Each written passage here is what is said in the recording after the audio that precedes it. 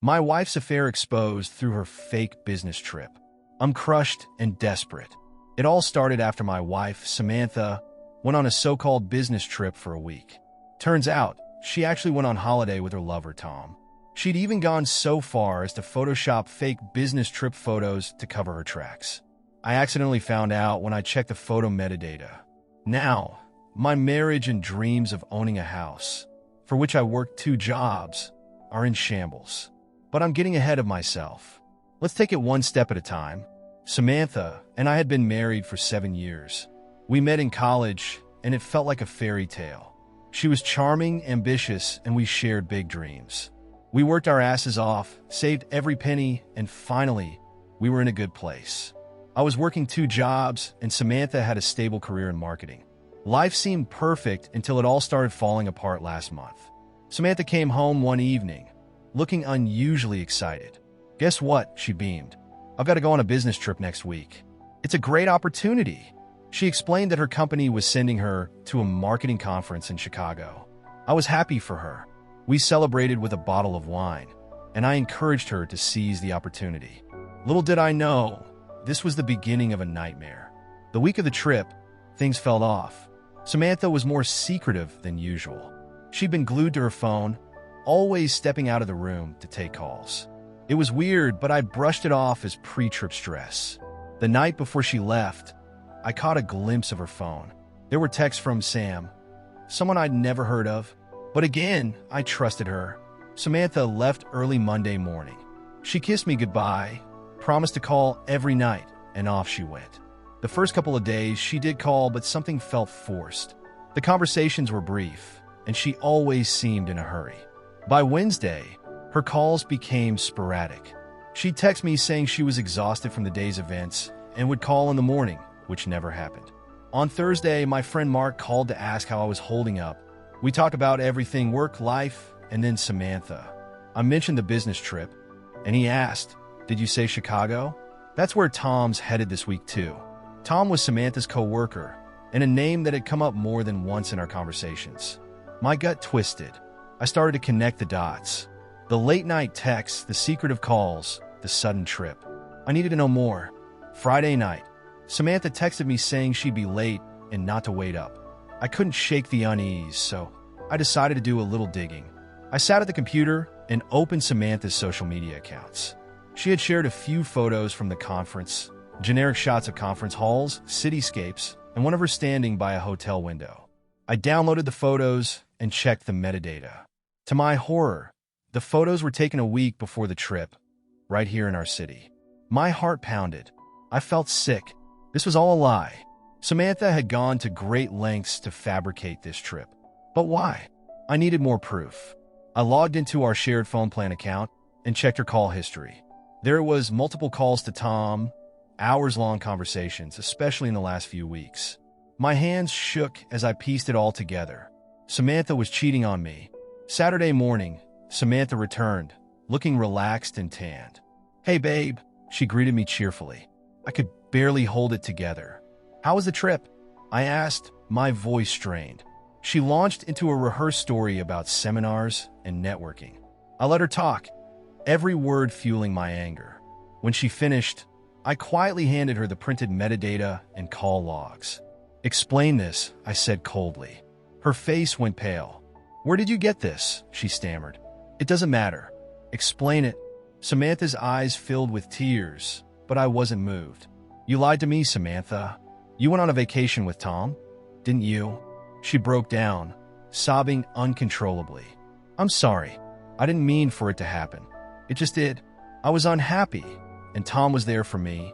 Her excuses fell on deaf ears. Samantha admitted everything. She and Tom had been having an affair for months. It started with innocent lunches, then escalated to late-night calls, and finally, the trip. She'd edited the photos to cover her tracks, thinking I'd never find out. Here's the rewritten passage with the updated character names. "I was lonely," she said. "You were always working, and I felt neglected." Her words cut deep, but they didn't justify her betrayal. I asked her to leave. She pleaded for another chance, swearing she'd end it with Tom and that we could fix things. But the damage was done. Samantha moved out that evening. I filed for divorce the next week. The house felt empty, but I couldn't bear to live in a place filled with lies. Friends and family were shocked, offering support, but nothing could fill the void. I'm at a crossroads now. The dream of a happy marriage and a cozy home is shattered. What would you do if you were me? How do you move on from such a betrayal? I spent that first night alone in our house, barely able to sleep. My mind kept replaying every moment of the past few months, trying to see where I had missed the signs.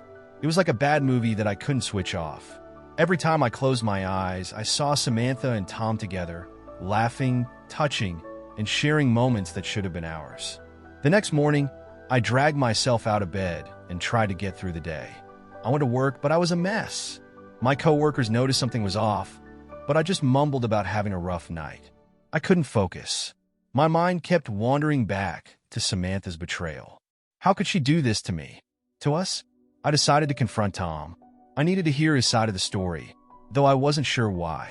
Maybe I thought it would bring some closure, or perhaps I just wanted to see him squirm. I managed to get his number from a mutual acquaintance and called him during my lunch break. Tom sounded surprised but not shocked. "Hey man, I was gonna call you," he started. "I think we need to talk." "No shit, Tom. We need to talk," I replied, my voice shaking with anger. "Meet me at the park near my office in an hour." I spent the next hour pacing, trying to control my fury. When Tom finally arrived, he looked uncomfortable. Good. He should be. We sat on a bench, and for a moment, I just stared at him, taking in the face of the man who had ruined my life. "Why?" I finally asked, my voice barely above a whisper. "Why did you do it?" Tom sighed, running a hand through his hair. "It just happened. We didn't plan it. One thing led to another, and we got caught up in it." "Bullshit," I spat. "You don't just get caught up in cheating on your spouse. You make choices." He nodded, looking ashamed. "I'm sorry, man. I really am. Samantha and we made a mistake. A huge mistake. A mistake." I repeated, incredulous. "You think calling it a mistake makes it better?" "You betrayed me, Tom." "Both of you did." Tom didn't have much else to say.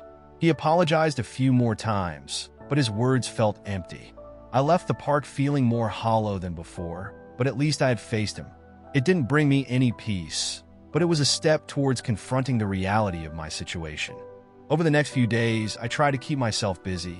Work was a welcome distraction, and I threw myself into my tasks, hoping to drown out the thoughts of Samantha and Tom. But every quiet moment was torture. Nights were the worst. The bed felt too big and too cold without Samantha beside me. One evening, I was scrolling through old photos on my phone, reminiscing about happier times. That's when I noticed something odd. In one of Samantha's business trip photos, I spotted a detail that didn't fit. There was a reflection in a window that looked like palm trees, definitely not something you'd see in Chicago. My curiosity piqued. I decided to do a little more investigating. I dug out Samantha's laptop and started looking through her files. I found a folder labeled Work Trips and opened it. Sure enough, there were more photos, all meticulously edited. But when I checked the metadata, it was clear they had been taken weeks before her supposed trip. My heart sank as the truth became undeniable. Samantha had planned this. She had carefully constructed an elaborate lie, hoping I'd never discover the truth. But why go to such lengths?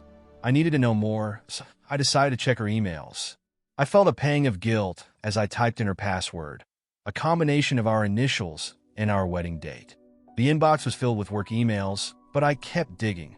Then I found it, an email chain between Samantha and Tom, filled with intimate messages and plans for their week together.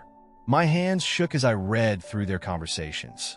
They talked about everything, from mundane daily details to their excitement about spending a week together. They even joked about how gullible I was believing the fake business trip story.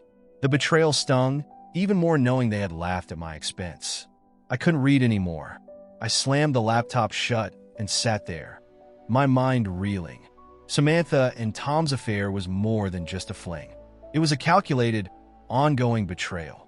I felt like a fool for not seeing it sooner.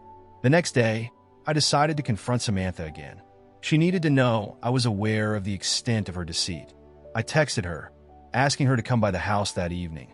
She agreed, probably thinking I was ready to talk things through. When she arrived, I didn't waste any time. I showed her the photos, the emails, everything. She tried to deny it at first, but the evidence was overwhelming. Finally, she broke down, sobbing. "I'm so sorry," she cried. "I didn't mean to hurt you. I was just so unhappy." And Tom made me feel alive again. "Unhappy?" I echoed, my voice rising. "And you think cheating on me was the solution? You didn't even give us a chance to fix things. You just ran off with him." Samantha had no real defense. She kept apologizing, but it all sounded hollow. I told her to leave, and this time I meant it. She gathered some of her things and left, tears streaming down her face. But I couldn't find it in me to feel sorry for her. Not anymore. As the door closed behind her, I felt a strange sense of relief. The truth was out, and the lies were exposed. It hurt like hell, but at least I wasn't living in the dark anymore. Now it was time to figure out how to move forward. The days following our confrontation were a blur. I was a mess, barely eating or sleeping. My mind kept replaying the moments of Samantha's confession, her tears, and her feeble attempts at apologies. I felt a strange mix of anger, sadness, and a deep sense of betrayal that I couldn't shake off. My friends and family reached out, but I couldn't bring myself to talk about it. It felt too raw, too personal. One evening, as I was sorting through our finances for the impending divorce, I stumbled upon Samantha's old phone. She had upgraded a few months back, and this one had been lying around and used. On a whim, I decided to go through it. I don't know what I was expecting to find. Maybe some closure, some explanation for why she did what she did. The phone was unlocked, and I started sifting through the messages and photos. Most of it was old stuff, nothing particularly incriminating. Then, I found a hidden folder in her photo gallery. Inside were pictures and videos of Samantha and Tom, together in ways that made my stomach churn. There were selfies of them in bed, videos of them laughing and joking, completely oblivious to the hurt they were causing. I felt like I was going to be sick. Seeing the evidence of their affair laid out so blatantly made everything so much worse. It was like a knife twisting in my gut, but I couldn't stop looking. I needed to understand the full extent of their betrayal. The more I saw, the angrier I became. This wasn't just a moment of weakness or a one-time mistake. This was a full-blown affair with no regard for the consequences. They had mocked me, laughed at my expense, and continued their charade without a second thought. My blood boiled at the thought of how they had played me for a fool. I decided to take a walk to clear my head. As I strolled through the park, memories of Samantha and me together kept flashing in my mind. The picnics, the long walks, the talks about our future. It all felt like a lifetime ago. I sat down on a bench, trying to make sense of it all. How had we gone from that to this? That's when I saw Tom, walking hand in hand with his wife, Betty. The sight of them together sent a fresh wave of anger through me. How could he continue to live his life so normally, as if nothing had happened? I wanted to march up to them and expose him right then and there. But I restrained myself. There would be a time and place for that. I followed them from a distance, watching as they interacted. Betty seemed blissfully unaware of her husband's infidelity. They laughed, chatted, and looked every bit the happy couple. It made me sick. How many lies had he told her to keep her in the dark? How many times had he betrayed her trust? I decided I needed to talk to Betty. She deserved to know the truth just like I did. But I didn't want to do it impulsively. I needed to gather all the evidence, make sure she had everything she needed to see the full picture. I went back home, determined to compile everything I had. Over the next few days, I gathered all the photos, videos, and messages I could find. I made copies of everything and organized them in a way that would be easy for Betty to understand. It was a painstaking process, but it gave me a sense of purpose. It was something I could focus on, something that gave me a semblance of control in a situation that felt completely out of my hands. Once I had everything ready, I reached out to Betty. I found her on social media and sent her a message, explaining who I was and that I had something important to discuss with her. I was careful with my words, not wanting to alarm her too much. I just asked if we could meet in person. She responded quickly, agreeing to meet at a coffee shop near her house. When I arrived, I saw her sitting by the window, looking nervous. I took a deep breath and walked in, my heart pounding in my chest. This was it. There was no turning back now. I introduced myself, and we made some small talk. She seemed sweet, a bit shy, but very kind. It made what I had to do even harder. Finally, I couldn't delay it any longer. I handed her the folder with all the evidence and explained everything. As she went through the contents, her face paled. Tears welled up in her eyes, and she looked at me with a mix of disbelief and horror. "How long?" she whispered, her voice trembling. "Months," I replied. "I'm so sorry, Betty. I didn't want to hurt you, but you needed to know." She nodded, wiping away tears. "Thank you for telling me," she said, her voice breaking. "I can't believe he did this." We talked for a while longer, sharing our stories and our pain. It was a difficult conversation, but it felt good to have someone who understood what I was going through. By the end of it, we both felt a strange sense of solidarity. We were in this together, whether we liked it or not. As I left the coffee shop, I felt a little lighter. The burden of carrying this secret was no longer mine alone. Betty now knew the truth, and together, we could decide what to do next. It wasn't much, but it was a start. After meeting Betty, I felt a renewed sense of purpose. It was like a weight had been lifted off my shoulders. Knowing that I wasn't alone in this nightmare made it a bit more bearable. We decided to stay in touch, offering each other support and updates as we navigated the fallout from our spouse's betrayal. The next few days were a whirlwind. Betty confronted Tom, and the fallout was as explosive as expected. He denied everything at first, but the evidence was irrefutable. Betty told me about the screaming matches, the tears, and the endless apologies. Tom moved out, and Betty was left to pick up the pieces of their shattered life. Meanwhile, I was gearing up for my confrontation with Samantha. I needed to see her one last time to get the closure I deserved. I texted her, asking if we could meet at a nearby park. She agreed, probably thinking I was ready to talk things through. Little did she know, I had a different plan. When Samantha arrived, she looked like a shadow of her former self. Her eyes were puffy from crying, and she seemed to have lost weight. She approached me cautiously, as if she were afraid I might explode at any moment. "Hey," she said softly. "Thanks for meeting me." I nodded, not trusting myself to speak just yet. We found a secluded bench and sat down. For a moment, neither of us said anything. The silence between us was thick with unspoken words. Finally, Samantha broke the silence. "I'm so sorry," she whispered, tears streaming down her face. "I know I messed up, and I hurt you in the worst possible way. But I love you, and I want to make things right." Her words felt like a punch to the gut. I took a deep breath, trying to keep my emotions in check. "Do you even understand what you did?" I asked, my voice shaking. "You didn't just hurt me. You destroyed our marriage, our future, everything we worked for." Samantha nodded, her sobs growing louder. "I know, and I hate myself for it. But please, can we at least try to work things out? I'll do anything." I shook my head. "It's too late for that, Samantha. You made your choice when you decided to lie to me, to cheat on me. There's no coming back from that."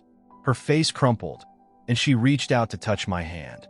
I pulled away, not wanting her to see how much it still hurt. "I found everything," I said, my voice cold. "The photos, the messages, all of it. You and Tom made a fool out of me, and I can't forgive that." Samantha's eyes widened in shock. "You talked to Betty?" I nodded. "Yes, and she deserved to know the truth just as much as I did. We've both been living a lie, and it's time to face the consequences." She buried her face in her hands, sobbing uncontrollably. I felt a pang of pity for her, but it was quickly overshadowed by my anger and betrayal. "I'm filing for divorce," I said, my voice firm. "I've already started the process.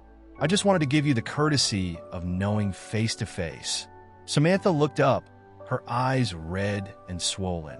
"Please don't do this," she begged. "I know I messed up, but I can change. I can be better." I stood up, feeling a sense of finality wash over me. "It's over, Samantha. You should have thought about that before you decided to cheat. Goodbye." I walked away, leaving her sobbing on the bench.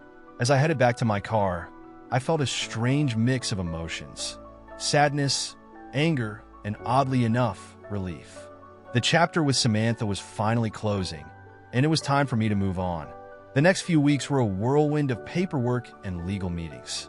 Samantha tried to fight the divorce at first, but eventually she gave in. It was a messy, painful process, but I knew it was the right decision. I couldn't stay in a marriage built on lies and deceit. I leaned on my friends and family during this time. Mark was a rock, always there with a listening ear and a beer when I needed it. My parents were supportive, though they were heartbroken by the turn of events. It wasn't easy, but I was slowly starting to rebuild my life. Betty and I stayed in touch, offering each other support as we navigated our respective divorces. It was comforting to have someone who truly understood what I was going through. We shared our frustrations, our small victories, and our hopes for the future. One evening, Betty called me, her voice trembling. "I did it," she said. "I served Tom with the divorce papers." "How'd he take it?" I asked, bracing myself for her response. "He was furious, of course," she replied. "But he knew it was coming. I think he's just trying to figure out how to save face now." We talked for a while longer, discussing our plans for the future. Betty mentioned that she was thinking of moving to a new city, starting fresh. I admired her strength and resilience. Despite everything, she was determined to build a new life for herself. As for me, I was taking things one day at a time. I had started seeing a therapist to help me process my emotions and heal from the betrayal. It was a slow, painful journey, but I was beginning to see a glimmer of hope. One night, as I was sitting alone in my now empty house, I reflected on everything that had happened. The pain was still there, but it was starting to dull. I realized that I was stronger than I had ever given myself credit for. I had faced the worst kind of betrayal and had come out the other side. The divorce was finalized a few months later.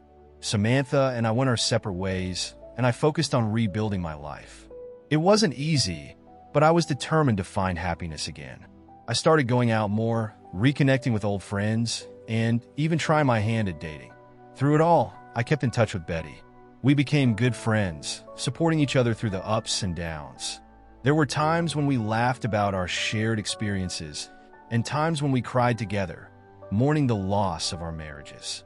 In the end, the betrayal had taught me a lot about myself and what I wanted in life. I knew I deserved better, and I was determined to find it. The road ahead was uncertain, but I was ready to face it head-on, one step at a time. Samantha's affair with Tom had started months before their supposed business trip. It began innocently enough: lunch meetings, coffee breaks, and the occasional late-night work session. But as time went on, their connection deepened, and they started spending more time together outside of work. Samantha confided in Tom about her frustrations with our marriage. She complained about my long hours, my lack of attention, and how she felt neglected. Tom, ever the smooth talker, offered a sympathetic ear and words of comfort. He made her feel special, appreciated, and desired, things she claimed she hadn't felt in a long time. Their relationship escalated quickly. What started as emotional support soon turned physical. They began sneaking around, meeting up in secret, and spending nights together in hotels. Samantha covered her tracks meticulously, creating an elaborate web of lies to keep me in the dark. She would tell me she had late-night meetings or work trips, while in reality, she was with Tom. She even went as far as to create fake emails and photos to support her stories. It was a level of deception I couldn't fathom, and it made the betrayal cut even deeper. Tom was no innocent party either. He knew exactly what he was doing and reveled in the thrill of the affair. He encouraged Samantha to lie to me, to keep up the charade, and to continue their secret rendezvous. They both got a sick pleasure out of their deceit, believing they could keep it hidden forever. The business trip to Chicago was the culmination of their affair. They had planned it for weeks, meticulously arranging everything to avoid suspicion. Samantha created a series of fake emails and itinerary documents, all designed to make the trip look legitimate. She even photoshopped pictures of conference halls and city landmarks to send to me. But their plans started to unravel when I discovered the photo metadata. It was a small mistake, a detail they hadn't considered, but it was enough to expose their lies. When confronted with the evidence, Samantha broke down and admitted everything.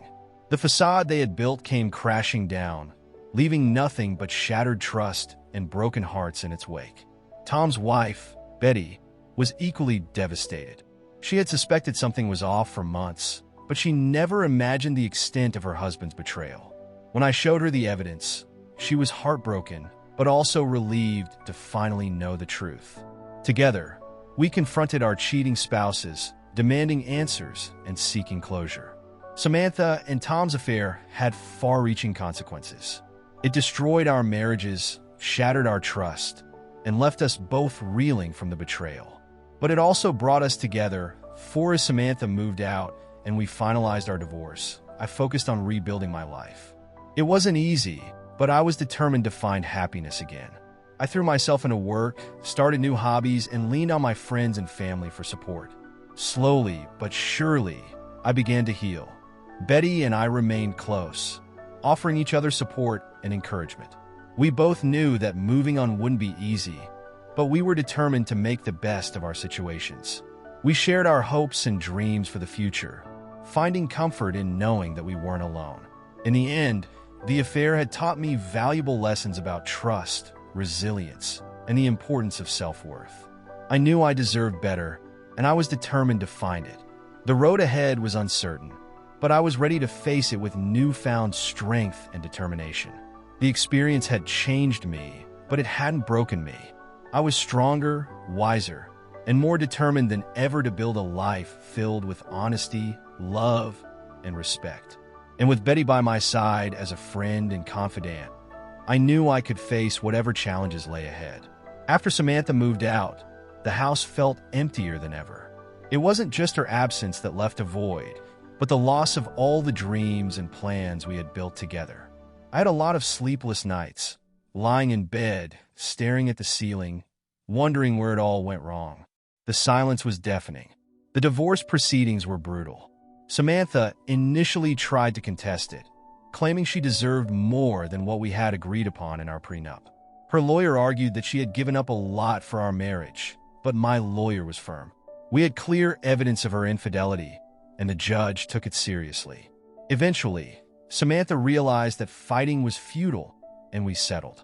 It was a relief to have that chapter of my life closing, but it also felt like a defeat. I never thought I'd be the kind of person who would get divorced. I always believed in till death do us part, but sometimes life throws curveballs that you just can't hit. The hardest part was explaining everything to our families and friends. My parents were supportive, though deeply disappointed. Samantha's family was in shock. Her parents couldn't believe their daughter could do something so reckless. Her mother even reached out to me, apologizing for Samantha's behavior, but it wasn't her fault. Samantha made her own choices. Friends were divided. Some were supportive, while others tried to remain neutral, not wanting to take sides. Mark was my rock through it all, always there with a listening ear and some sage advice. He kept reminding me that I was better off without someone who could betray me so deeply. Betty and I stayed in touch. Our shared experiences created a bond that was hard to explain to others. We met up regularly, offering each other support and a shoulder to cry on. One evening, we sat in a quiet bar, sharing a drink and reflecting on everything that had happened. "Do you think we'll ever really move on from this?" Betty asked, her eyes filled with tears. "I don't know," I replied honestly, "but I think we can try. It's all we can do." We raised our glasses in a silent toast to resilience and new beginnings. Months passed, and life slowly started to regain a sense of normalcy. I threw myself into work, took up running to clear my mind, and even started painting again, a hobby I had abandoned years ago. Each day was a step towards healing, even if some days felt like I was just going through the motions. One weekend, I decided to clean out the house, a sort of symbolic cleansing of my past. As I packed up old photos and mementos, I stumbled upon a box of Samantha's things she had forgotten. I debated whether to call her or just throw it out, but ultimately, I decided to return it. I didn't want any remnants of her lingering in my life. I called her and arranged to drop off the box. When she opened the door, she looked like a ghost of her former self. She thanked me quietly and took the box without looking me in the eye. There was an awkward silence before she finally spoke. "I'm sorry," she said, her voice barely above a whisper. "For everything." "I know," I replied. "I hope you find whatever it is you're looking for, Samantha." Take care. As I walked away, I felt a sense of closure. It wasn't the kind of closure you see in movies. No dramatic reconciliation or tearful goodbyes. It was a quiet acceptance that our paths had diverged, and there was no going back. Betty and I continued to support each other, and our friendship grew stronger. We laughed about our past, shared our hopes for the future, and occasionally vented about the frustrations of dating again. It wasn't easy, but having someone who understood made all the difference. One evening, we decided to go out to a new art exhibit in town. As we walked through the gallery, admiring the paintings, I felt a sense of peace. It was as if I was finally able to see the beauty in life again, despite all the darkness I had been through. Betty and I stood in front of a particularly striking painting, lost in thought. She turned to me and smiled. "We've come a long way, haven't we?" "Yeah, we have," I agreed. "And I'm glad we did it together." The road ahead was still uncertain, but for the first time in a long while, I felt hopeful. I had faced betrayal and heartbreak, but I had also found strength, resilience, and a true friend in Betty. As we walked out of the gallery, I knew that whatever the future held, I was ready to face it head on.